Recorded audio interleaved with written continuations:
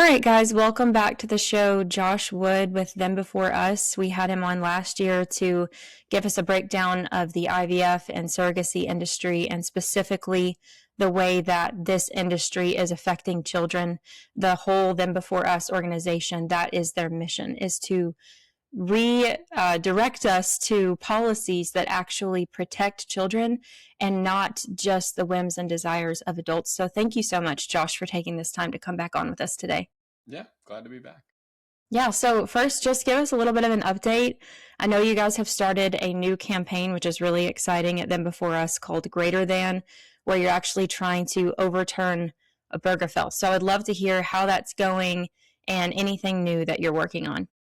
Yeah, if you aren't familiar with that word, Obergefell, it's the name of the case in 2015 that really legalized same-sex marriage around this country. And why is that significant? And why does an organization that works with children and children's rights interested in a gay marriage case? I think we get that question a lot. And the key here is to understand that when you decide that two men are going to get access to everything that comes with marriage in the law, what you have to then grant them is equal access to children.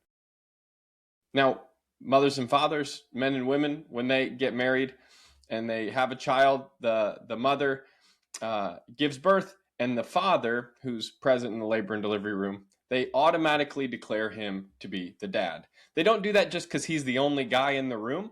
They do that because historically, the person you're married to is the person you're having sex with is the person who created the child. There's a biological underpinning to the law. It's been that way for hundreds of years. What this court did, what this decision did, was to say, actually, the person in the room, the person you're married to, and that could be a woman giving birth with her partner, her wife, if you will, in the room, she has to be declared the parent of the child. So what we did was we said biology has nothing to do with being a parent, and now it's a legal mandate that we can assign parents at birth. Now, if I asked you, Caitlin, what made you the mother of your child? You'd say, well, I created them. What made your father? What made your husband the father? Well, again, we created them. They come from us. Well, that fact and how we've always attached parentage to it is now up for debate in society. That a child doesn't belong to two people, that a child doesn't have a right to two people, that a child's place in society is wherever the adults tell the child they belong. And that's a fundamental change. So this decision is what cemented that in our laws in the United States. So we've launched a campaign called Greater Than to say, when two things are at odds, a same-sex couple's desire to have children and to acquire them through this parent assigned at birth regime, when that comes up against a child's right to know their mother and father, the child has to win. The child's right to their mother and father is greater than an adult's desire to acquire children. Yeah, so a couple of things on that I'd love you to get your thoughts on. So a lot of times when I have this conversation with people, especially with my background of ex-LGBT, I don't know if I've ever told you that, but I'm pretty open with it. So maybe I have, maybe I haven't, but that's in my testimony. And a lot of times when I have these conversations and I talk about this, before even you guys started Greater Than, I would have these conversations with people. And, what I get so often, even from Christians, is, well, who cares? They're not hurting anybody. Just live and let live. We don't need to force our religion on people. And, now, 11 years after the fact, almost, we can see the repercussions of that and what it led to. So I'd love to know your response to Christians about that in particular. And I know that's a big conversation, but, and then also, I'm curious if there was evidence beforehand, before the Obergefell decision came down, where that the underlying intention was always to get to children, or whether or not it really did start as we just want to get married, or do we have evidence to show that this was always going to be their intention behind Obergefell was, circumventing the rights of children to their parents? Well, some of this is the cultural narrative tried to label same-sex couples as somehow like different than other people. Like two women that get married are not going to have an instinct to want to procreate and mother. Like, Hmm. of course they will. Again, they may have different sexual desires and they may be choosing to fulfill those in that way that we would call, we would say to be wrong, especially as Christians, we would say that's outside God's design. But we can't extend that all the way to say, well, actually, they're not going to have any desire to have a child, Hmm. even if biology is going to prevent that entirely. So our evidence is millennia of human experience that says that people are going to want to procreate, even Yeah. if they're partnered with a woman. And so when you get into marriage, now what they spun, even when that conversation came up, was they spun it as we're going to be content to adopt. Again, Mm. we have to fight this all the time, that adoption is not a procreation strategy. Adoption is a calling. Adoption is a family readying their kids, their home to help, to intervene, to redeem a broken situation on behalf of a child. It's absolutely a difficult calling. It's not something that people just do because, oh well, we can't create children, so we might as well adopt. That's not how that works. It's extremely difficult. The child has to experience massive loss even to have that be something that they need. None of us should wish that there were children to be adopted. Now, you take that but that was the narrative. The narrative was spun that they're going to be completely content to adopt, and by the way, all these children that need to be adopted, that's all straight people, that's all your fault anyway, that all Mm. these children are in the adoption, all these you want them to languish in foster care. I mean, and that was kind of the end of the discussion. Well, what we found, there's a study that came from the Williams Center at UCLA that said 36%, only 36% of LGBTQ couples say that adoption is their ideal path to parenthood. Only Mm. 36%. Wow. All the rest, they want to create a child. So we had to reconstruct a way and had to redefine what it meant to be a mother. Mother had always meant, I give birth to my child, I created them. We now say, actually, you get to be called mother if you really want a child and you pay a sperm donor to give your partner their sperm, and you pay a surrogate and then you acquire the child after, actually that gets to be called mother too. Well, that's a complete destruction of the term Hmm. to be applied to a group that otherwise could not claim that term. Yeah. Yeah, it's interesting that so many people just say, "Oh, egg donor or sperm donor," or they make surrogacy seem like this very benevolent act that someone's doing just out of the good of their heart. And but that's, I don't know what it is spiritually about language that is so incredibly important, but we can see it all throughout our society how language is co-opted. And so here we have, but this one, it just feels so explicit, that this is so obviously a lie. You're saying donation, but there is literally a transaction happening. And I think so many people don't understand that women are being paid. I saw one of your posts where if you have an Ivy League pedigree, you can make upwards of $50,000 just to donate your eggs. Per round, up to 6 times, 300K over your college career. And I just think back to myself at, 18 or 19 years old, how easily I could have been manipulated to participate in something like that. And then, not think it through, as you most often don't, decisions when you're that age. And then to think about the fact later in life that I have children running around out there that I have no access to and that I've given away for a paycheck. And I can't imagine even what that does to the child. And I know that you spoke about that last time I had you on, that just the effects of this on children, to have to look back and see that, well, my parents decided that for a certain amount of money, I was worth handing over. Yeah, I think you're gonna have to wrestle with the fact that whether you feel attached, because that's something we hear all the time. Well, I'm just the egg donor, or the mother who's bought the egg, the mother, Mm-hmm. scare quotes, who's bought the egg says, well, she's just the egg donor. You know what, guys? It really doesn't matter how you feel about that. It doesn't matter what titles you use. When the child is born and they grow up and they want to know why they don't look like the people raising them, why they swabbed their cheek and sent their DNA into 23andMe and found out that they have 30 or 40 half siblings in a small area, they're not going to care about the euphemism you attach to egg donor. Yeah. They're going to call that person mother, whether you like it or not. And our attempt to dress it up to make ourselves feel better is hiding behind language so that we don't recognize or have to wrestle with what we've done to the kid. I also saw a clip on your social media. Maybe it was them before us, but it was a doctor that was speaking about aborted fetal parts that are used in IVF. I guess, is it research? Can you speak a little bit about that? And is that a common practice that's happening? Well, I actually saw a video yesterday that was a woman sitting in her car, and they had 12 embryos frozen, and she had three kids still. She had three boys and had 12 girls frozen because she didn't want girls. And so 12 girls are frozen on ice.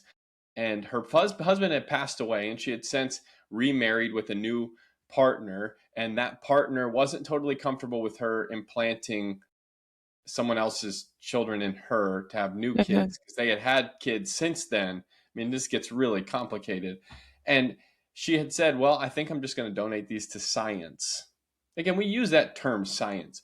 What they do is they'll rip apart a day 3 old baby, an embryo, and they will use that for research. They'll use it for, they'll sell it. I mean, there's lots of different things. Again, we don't always know. Again, Mm-hmm. we're hitting a crisis where there's, I mean, I read something the other day about the percentage of unclaimed embryos in fertility clinics, even today, where parents stop paying the storage fees. This particular lady said the storage fee is about $1,200 a year for me. Mm-hmm. So it's about 120 bucks or $100 a month. And she said, it's just enough to keep me paying it, but not enough to want to just let it go. Uh, we do have to ask the question, when those embryos go unclaimed, and it eventually hits like delinquency, they're getting like repossessed human beings. Uh, Yeah. I read one story where they had written whose children they were on vials in ink that had gotten washed off. They just don't know whose embryos they are. Even if the parents came back, they couldn't tell you these are Right. yours, these are yours. And so what's going to happen? Are they going to donate them? Are they going to sell them, paying a transfer fee to couples that want them to be adopted? We don't know. Are they Yeah. going to be torn apart and used in all sorts of, research? We don't know. Yeah. Wow.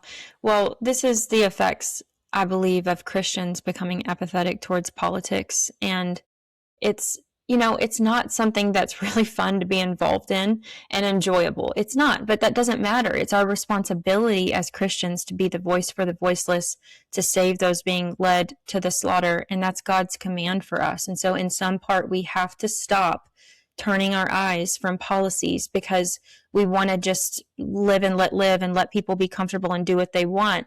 I mean, obviously, we aren't going to have policies that affect people in their personal homes, but as far as marriage and protecting the family and the government instituting that, because it always leads to other victims when we just remove our hands and try to wash our hands from it. But this is what happens when we do that. So I want to transition and I'll play this clip for us of the two men, Shane McAnally and the husband, quote unquote husband, Michael Baum. And these men, I saw your post, these are the same men that I'm about to play the clip that they're laughing at their baby that's saying mama. It's so gut wrenching. As a mother, it gives me that mama bear instinct where I'm like, I need to go save this child right now, and I can't, of course, but it's horrendous to watch, and it's so sad that even this baby that doesn't even know how to fully speak and form words, that he's able to ask for his mama, and that he's being laughed at by gay men that purchased this child. And I just don't know how you see this as a Christian and your stomach doesn't turn. But these are the same men that they made a video playing a game where someone's reading off questions of who's more, fun, or who says yes more often. And then one of the questions is who's hornier. And they laugh about it. They don't answer the question, but they laugh about it and then also post it on social media. And I just cannot fathom how in the world do you find that appropriate, especially for the internet. So that's the same two men, correct? Doing that. Okay. So they have 3 children that they've purchased. Yeah, 2 older and then 1 younger. My goodness. And we've seen countless stories come out where abuse happens in these homes. And I know statistically speaking, it's much more likely when there's a male in the home that is not a biological parent also. But anyway, I'll play the clip and I'll have you react to it. Who do you want? Dada or Pop? Nope. Do you want Dada? You want Pop? No way, Jose. I think. Oh. There is no mama. I'm so sorry. You have Dada and Pop. You have Pop. 2 choices. No mama. No.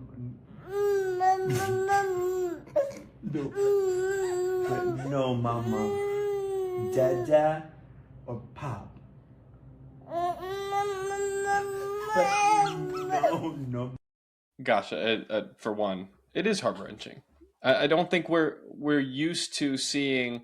A lot of times, we're used to, as a society, seeing a child not have their father around, and that's super unfortunate. And in fact, we pretty much widely condemn that, even across the aisle, R's and D's. Except when you're dealing with lesbians who create children through sperm donation. It's like pretty much okay as a society to condemn deadbeat dads. You had a responsibility, you didn't do it, you're a terrible person. Like, that's still like culturally acceptable. What's totally new for us, and we're still wrestling with how to think about it, is what about women who abandon their children? What about mothers who hand their children over and expect everyone to clap for them and call it progress when they give their child over to 2 men? It really messes with us. And I think that's why this got such a cultural reaction, is people are trying to process, how did we get here? What put us in a situation where a child could be sold to these 2 men? And we talked about it earlier with the egg bank. There's one in Lucina, it was Lucina Egg Bank, and it did talk through, yes, being able to make $300,000, being able to pick your female egg producer out of a catalog, and Ivy League, hazel eyes, this tall, played field hockey. Like, you can pick out all the characteristics you want. And I'll tell you, Kaylin, as much as these 2 men drive me crazy with their arrogance, their hubris to be saying that in the face of a child who's just calling for their mother, like, that should get all of our righteous anger going. We cannot allow the women in this situation who are selling their motherhood away just off the hook. Yeah, that's a good point. So how does this happen, legally speaking? So, I mean, is this across the nation that this is legal, that men, I mean, do they have to have background checks? Are there any checks and balances? Not that that would even make it okay, but I just want to show people and let people know really how bad this situation is. I mean, there's even been stories of single gay men, not adopting, purchasing children. Right. And yeah, I mean, they do use that term, right? I adopted. They're trying to semantically expand the word adoption to include what they're doing, and they're acquiring. Then there's no other way to put it. And it does vary a little bit state to state, but I mean, California is like a hotbed for it because it's just like an expressway. You can purchase your egg, purchase a surrogate. Now it's going to run you $150,000. I mean, it's expensive, which is why so many people go abroad. Read about a couple from, I think it was California, that went to Mexico, and they sent their embryo. They bought an egg. They got IVF done, fertilized the egg, turned into an embryo. They implanted the embryo in a Mexican surrogate. Well, again, in the U.S., they try to really regulate what the surrogate can do. No sex. You have to eat this, work out this many times. You can't have alcohol. You can't do this, that, the other thing. Like, it's very regulated. you sign your life away for that 9-month period, and you can't back out. If you try to back out or abort the child, they're going to put this huge penalty on you. Or if they want you to abort the child and you don't, they'll sue you and try to impose a huge penalty to try to force you to abort. I mean, they really have strict control over your life as a surrogate here in the US. Well, there, the surrogate ended up having sex, conceived a child. Actually, the embryo that was implanted did not make it, but she continued being pregnant, so they assumed, they didn't know any different. Okay. So then when she gives birth, she hands them a child that looks absolutely nothing like them, and it was the wrong gender from what they thought the embryo was. And then ensued this court battle. The mom is saying, that's not my child, that's yours. They're saying, what the heck, I get a DNA test, I don't want this child. There were the DNA, or the company that was facilitating this exchange said, we're not doing a DNA test, we don't do that here. So you've got essentially a stateless child. The Mexican authorities are saying she doesn't get a passport, she's not a citizen, she belongs to this Californian couple. The Gosh. Californian couple saying, that's not our child, we don't want her. And so you've got essentially like a political refugee. I mean, sitting in between two countries, no one to claim them, and she'll probably end up in foster care. That's how unregulated this industry is across the board. And Yeah. it gets even worse when you go outside the US, but it's so expensive in the US that a lot of people are forced to do that. Wow, what a disaster. I So, read go ahead. actually Ukraine. There was one called I think it was called, I don't want to say the name wrong. Let's just say Ukrainian surrogacy agency that gave you a baby guarantee. They said, if you don't get pregnant, if your baby is a stillborn, if you can go as many times as you want till you get your child. Well, what does that sound like? A guarantee. What do we guarantee? We guarantee products. We don't guarantee a child. No one who has a stillborn. We've had friends who have unfortunately lost a child in childbirth or right after. No one is going, man, at least I got a warranty and I can go back and get a child in the next 6 months. I mean, that is lunacy, but it only makes sense if you've gone fully down the commodification pathway. And Yeah. these people are thinking about their child, not really as a kid at all, but as a product. And I need to get my product.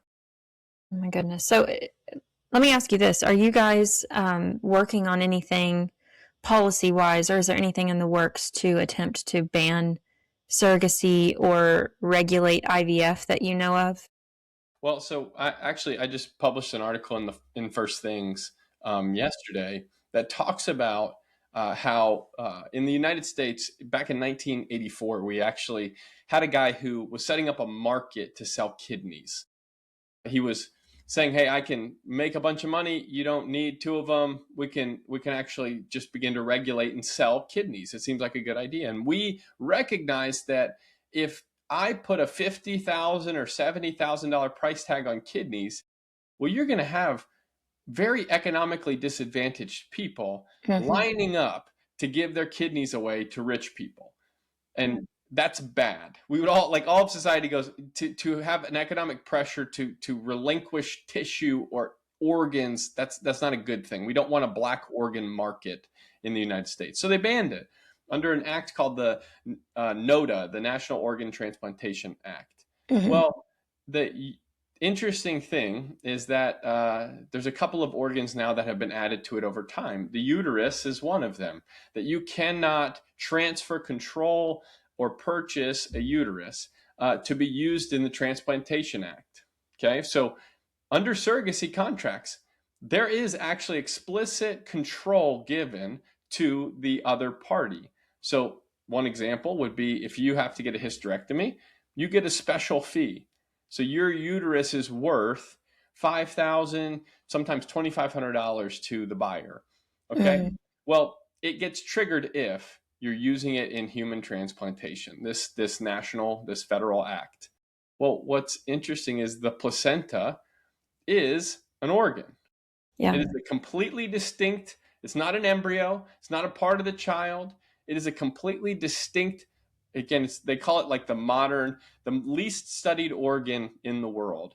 But the placenta is completely present in its nascent form when the embryo is transferred. So you are acquiring an organ to be used in human transplantation of another organ, which is the placenta. And so the argument in the paper is, currently under our laws, you could prosecute surrogacy for commercial surrogacy right now, where you pay. You could prosecute surrogacy as illegal today as organ trafficking. So we would need essentially someone to bring a case against that. And would it need to go all the way up to the Supreme Court for that to be like a ruling that would go across the United States? Or how does that work logistically?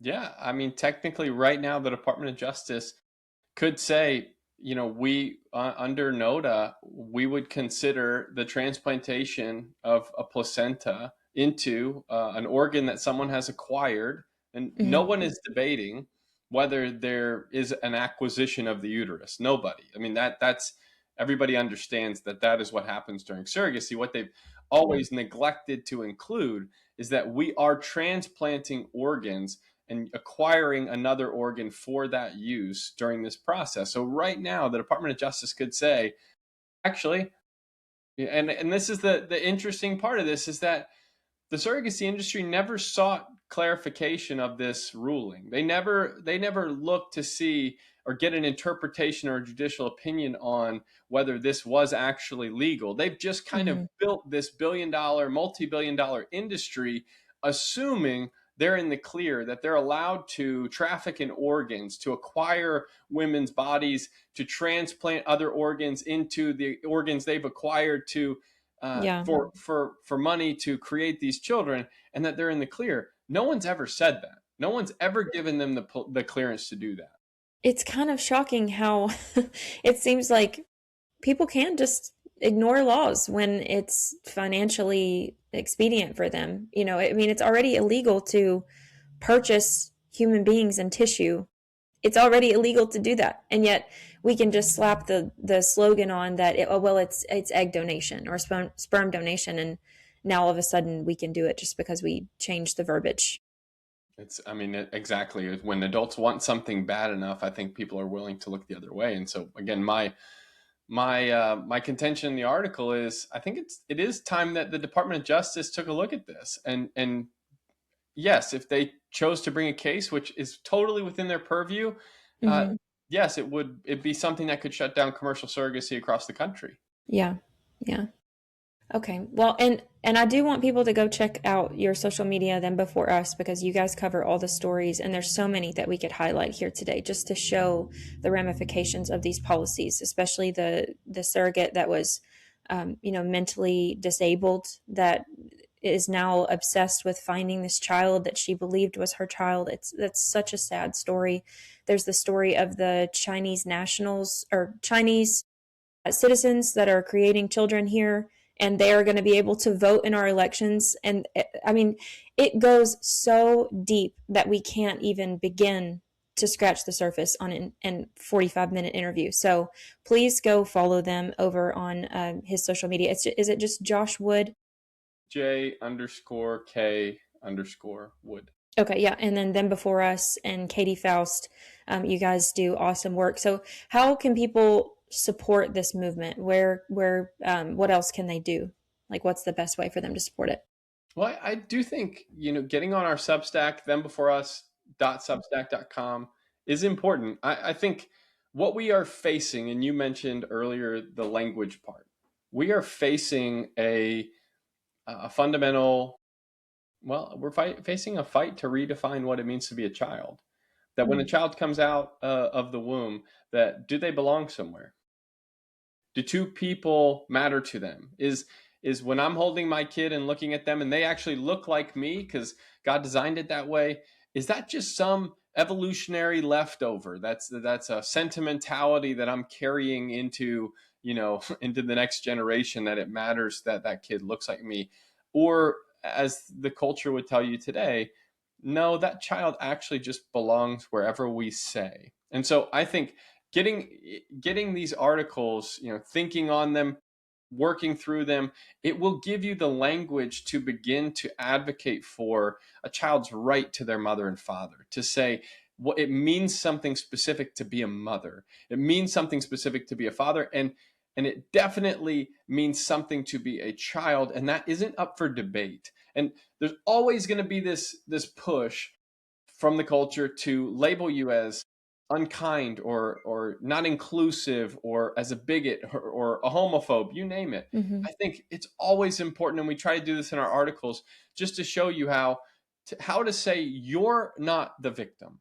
When that person Right. comes at you and says you're the homophobe, to go, look, you're not the victim. The two men in New York suing to be considered infertile so that they can get the insurance companies to pay for their rental of a woman's womb. Because, hey, we had sex for 12 months and didn't conceive, so we're just like a woman that can't conceive. We deserve infertility coverage. Going to that person and saying, you're not the victim here. The thousands of children that will be created without access to their mother, they're the victim. I think that's what we try to do. And so getting onto our Substack, reading our articles, obviously you can support at thembeforeus.com our movement with your finances, but more than anything, we just need more moms and dads equipped to advocate for kids in the, whether it's the coffee shop, in their own homes, at the boardroom. That's what we need if we're going to see the culture begin to change. Yeah, definitely. And we need Christians to get this right. I think about the verse that says to humble ourselves, my people, humble ourselves, pray, seek the Lord. We don't need everyone else to get on board that if they're unbelievers, they're going to act like unbelievers, and it's good to confront them. But we need the church to get this right. And it's such a sensitive topic because you're going to offend people, but ultimately our allegiance is to the word of God and to protect children and the vulnerable. I mean, I'm reading through the Old Testament, and this is like my second time, just to be honest, really reading it through. I mean, I was raised in church, so I was exposed to it, but you know how that goes. It's like the story of Noah and Moses and the parting the Red Sea, and but I just really grew up in this culture, and you probably did too, of God is only love. But when you really take the time to read the Old Testament, which I've been just beating that dead horse on my podcast, like, please don't neglect the Old Testament. You learn so much about God's character. You see how much he cares about justice, and specifically the amount of times that he mentions the fatherless and the widow. And these children are fatherless. Aborted children are fatherless. IVF children often are fatherless, or surrogacy. This is who Christians have a heritage of protecting when we will just obey the Lord and leave the results to him. So last thing, I do just want to highlight your own Substack because I have gleaned so much from it, and it's an amazing Substack. So please tell people how they can find you there, and then also if there's just anything new and exciting that you are learning about or studying right now. Yeah, so you can go to Everyday Interpreter. It's on Substack, everydayinterpreter.com. And it really is I think what I love to process, and that's really what I'm doing in these articles, is taking something I don't understand and just writing, kind of showing my work. Kind of like you had to do back in grade school when you're doing like long division and you got to show your work as you go.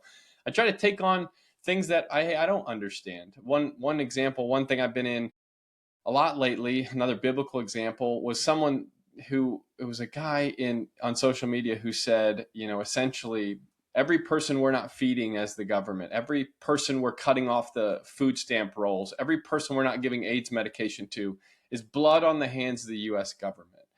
And it just struck me that, like, especially as Christians, is it the government's job to love my neighbor? And there's a further question. Are they even good at it or capable? I mean, even if you're convinced that they should, we need to ask, are they good at that? And so I walk through just our history of doing that. When did the government begin to take on the responsibility of caring for the poor? Mm-hmm. And when did that change? And what you'll find is really 1940, 1970 are two real pivot points where our government expanded.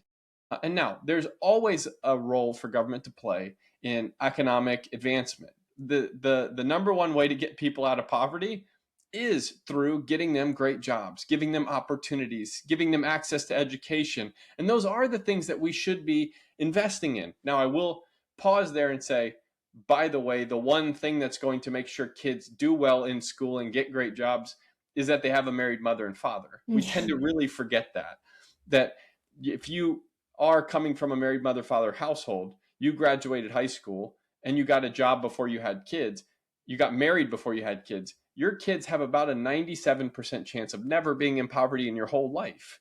Like we totally forget that part. But again, I think the government plays a supporting role of the family to ensure kids can advance. But what happened over time, and I walked through this in a couple different articles, is that the government said, actually, there's more we can do. And they dumped money, $25 trillion since 1970. And the federal poverty rate has not changed. It's been 11%, 11 to 15% consistently from 72 to 2002, has not changed despite spending so much money.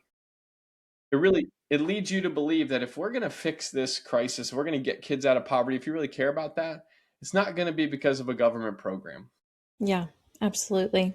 It's not going to be Yeah. because of more money. It's not going to be because of, they found some new way to equip single mother. It's going to be because neighbors cared for neighbors.